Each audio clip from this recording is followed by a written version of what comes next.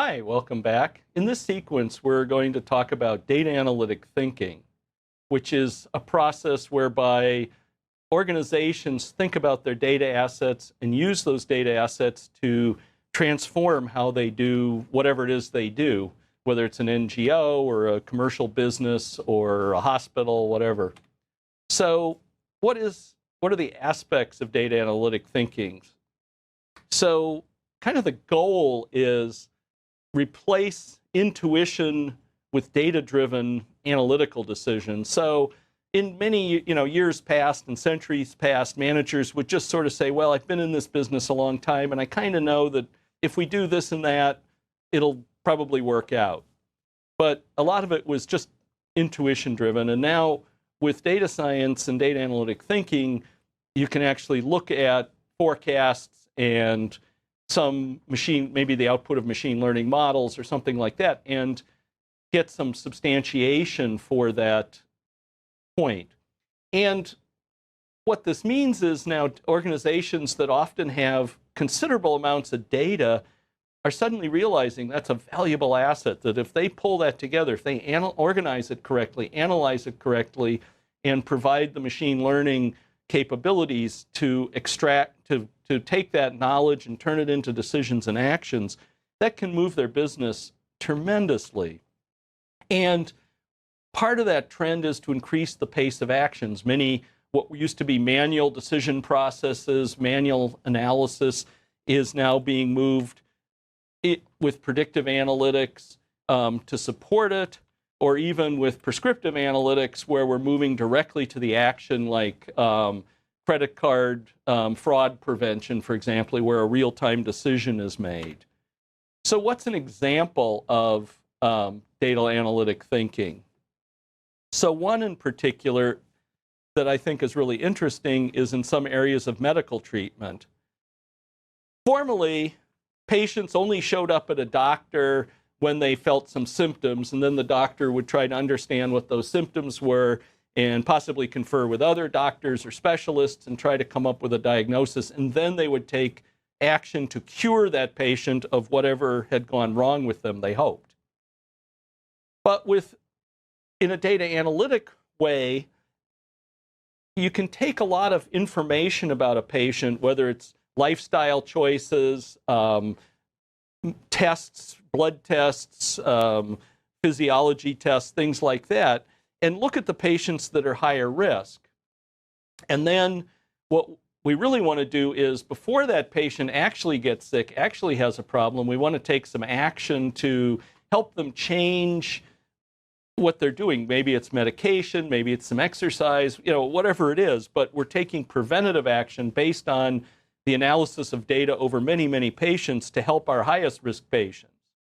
And the same approach is being used also in industrial areas. For example, there's an area now called preventive maintenance. For example, aircraft engine companies now, a big part of their value add isn't just building an engine and turning it over to an aircraft manufacturer. They actually build real-time applications that collect data on those engines and can tell the airline operating that aircraft, hey, you need to replace this part because it's operating abnormally. So you don't have to wait for the plane to break down.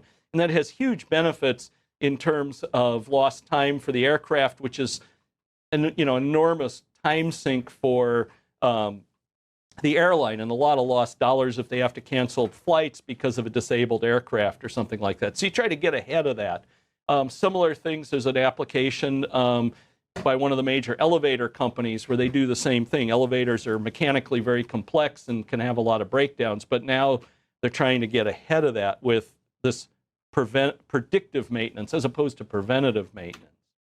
So another example is detection of risky payment accounts. This could be from fraud or people who run up big credit card bills and just can't pay or something like that.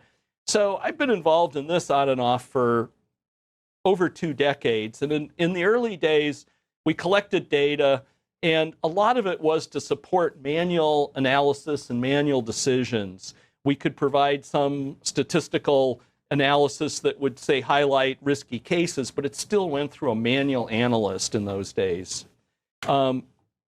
the industry moved on. Even in the 90s, we started doing real-time decision using machine learning, although probably we didn't call it machine learning at the time. That wasn't a buzzword yet, but where we would take transaction history and then real-time transactions and try to look for suspicious patterns. And now the industry's moved on to something called anomaly detection, where you're looking for wider, large-scale anomalies that may be across many accounts, which may be indicative of a fraud scheme that's being perpetrated on a large scale. Another example is, for example, bicycle rental demand. So imagine you're the manager of a bike sharing service, which a lot of large cities have now, where people can come, check out a bike, use it for a while, say to get to work or back to home or just to go to the grocery store, whatever, or just have fun. Well, there's many locations where the bikes can be picked up and dropped off. And if you have too many bikes at a location or not enough bikes in another location, that sort of overstocking and understocking is costly. It basically means you're not serving your customers. It also means you could be losing customers for your system because they show up, there's no bikes. So what are they going to do? They now have to walk or take a bus or something else. So they're not going to be happy. More manual forecasting is difficult because there's a lot of variables, everything from weather to time of day to holidays, all sorts of things. And it tends to be fairly inaccurate. So generally, with manual forecasting in a lot of areas, the only alternative was to overstock, which you can imagine that has a high capital cost, for example, of just having a lot more bikes than you ever really need. But using machine learning with a forecasting model, you can come up with something that's much more accurate, so you're not way over or way under. And that sort of forecasting is widely used. It's used for, say, in power generation, where you have power plants that may take a day or two to come into production or to shut down. You need to forecast ahead how many boilers, for example, you need running to meet power demand so that you're not burning a lot of excess fuel, nor do you want to have power cuts because you didn't bring enough boilers online when you needed to. All right, so I'm going to tell you about a couple of examples from the Prediction Analysis Lab, which is my lab. And the first project is with the Cambridge Police Department, and my collaborators are Tong Wong, who's a PhD student in my lab, and Lieutenant Dan Wagner and Rich Saveri from the Cambridge Police Department. Now, the goal of the project is to figure out which crimes form a series. In other words, figure out which crimes were committed by the same individual or group of individuals. Now, this is a critical problem in the field of crime analysis, and crime analysts actually sit there every day searching through loads and loads of data, trying to find patterns in it, manually just doing database queries. And this is a really, really difficult thing to do. So we figured, and also less than 14% of house breaks are solved nationwide. That's a very, very difficult problem to solve. And we figured that we could try to create automated tools to do what the police do manually. If we could create a tool, then it might shave a good chunk of time off of their work, and it would allow them to find patterns that they might not have found otherwise. I mean, the police, they really can't do anything about a pattern unless, they know about it. Now, we have access to the full database of house breaks in Cambridge, and in particular, we had detailed data about several thousand crimes that happened all the way back to 1997. And here's an example of the data that we have about each crime. And the fact that they keep a really detailed database like this, it really illustrates the fact that crime series detection is an important problem for these guys. I mean, you don't keep a hand-annotated database like this with this level of detail unless the problem is really important. Now, as it turns out, the crime series detection problem is exactly what we call a subspace clustering problem in machine learning. And as it turns out, what the police call a crime series, we would call a cluster of crimes. And what they call the modus operandi of the criminals, we would call that a subspace, meaning a subset of the features that we need to pay attention to. Now, I don't want to get into all the technical details about how this works, but it's not really too different than the k-means algorithm that we go over in this course. So what I want to do is to give you an example of one of the crime series we found with our machine learning algorithm. Okay, so this story revolves around 10 crimes that happened, that we isolated from the database, and they happened around the end of 2006 and the beginning of 2007. And on the bottom left here is a map. It's a map of where all the crimes happened. And over here are just the numbers 1 through 10, representing the 10 crimes. And there's a line between each pair of crimes that are sort of similar in time and space. And actually, constructing this graph is complicated, but I won't get into it. So you should just think of each line here as being that, these two crimes are similar in time and space. Okay, so there's a lot of information in this table, so I'm going to zoom into that table so you can see it a little bit better. Okay, so here are the 10 crimes. Here are the dates that they occurred. Location of entry, front door, basement door, whatever. Means of entry, did they pry it open, shove it open, force it open? The type of premises, which are usually apartments, but I guess we're missing some data here. And then whether or not the apartments were ransacked, whether the resident was present during the break-in. And it's pretty unusual for residents to be present during a break-in, but here it's happened 3 times. The time of the day of the week, if there's suspect information, and victim information. Now, the first thing that I want you to look carefully at are the dates here.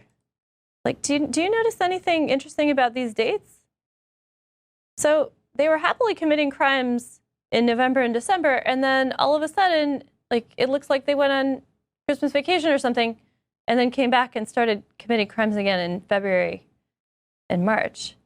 Okay, so this is actually the reason why the Cambridge Police Department actually had written these down as 2 separate crime series.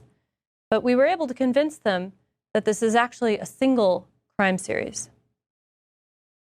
Now, so you might have thought before that there's just a weak connection between the first 5 crimes and crimes 6 through 10, because there's only this weak connection between crimes 5 and 6. But remember, these lines are just representing time and space, right? It turns out, this connection is actually very strong. It's much stronger than the police department actually originally thought. And one way to see this is visually to look at the map, because crimes 1 through 5 are down here. And then they went on vacation and then came back and committed the 6th crime very close to where they committed the first 5 crimes. And then they moved north. And so one way these crimes are linked geographically is through this 6th crime.